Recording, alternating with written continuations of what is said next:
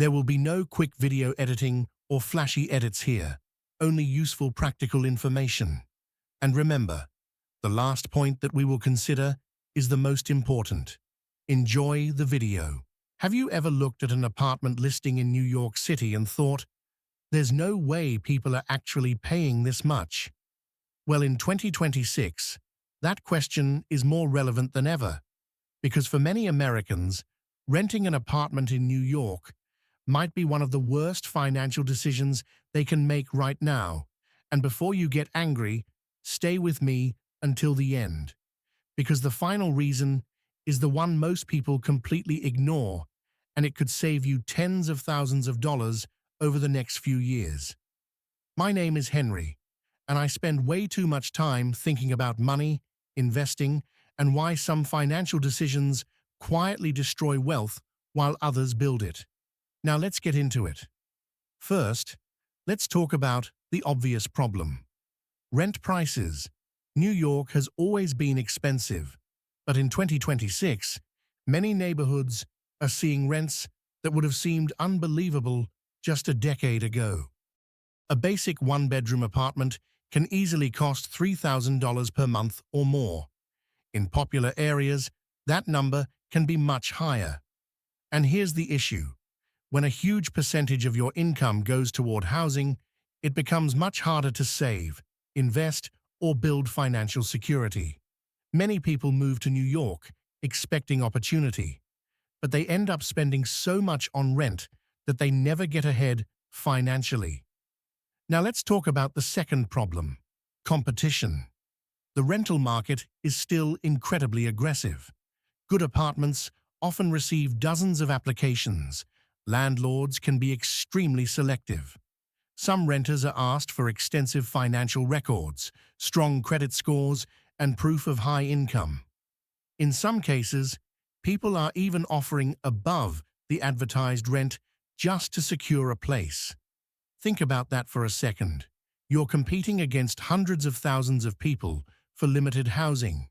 That alone should make you question whether the value is really there. But things get even worse, because rent isn't your only expense. You still have transportation costs, food costs, entertainment costs, taxes, and the general cost of living in one of the most expensive cities in America. A salary that looks impressive on paper can suddenly feel average once you start paying New York prices every day. And that's exactly where many people get trapped. They focus on income, but they ignore expenses. A person earning $100,000 in New York may actually have less financial flexibility than someone earning $70,000 in a lower-cost city. Now here's something most people never consider: opportunity cost. This is where the conversation gets really interesting.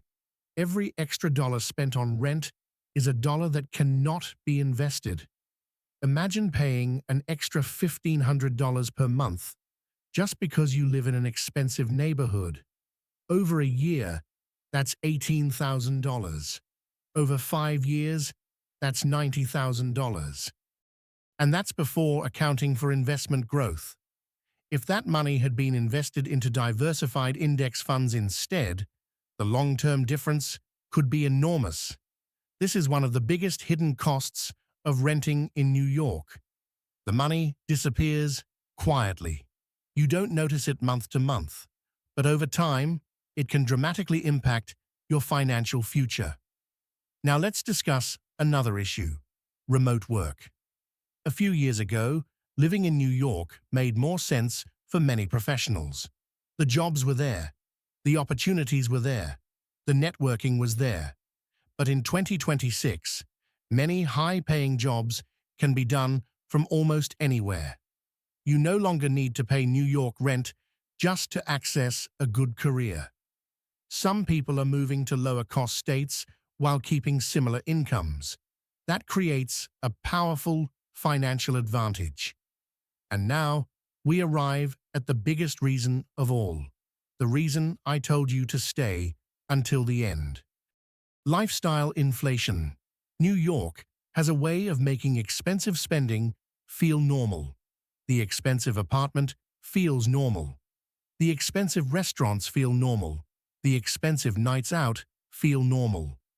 The problem is that normal can quietly cost you thousands of dollars every month.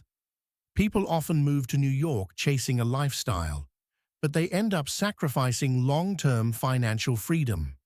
They look successful on the outside, but behind the scenes, they're living paycheck to paycheck, and that's a dangerous place to be.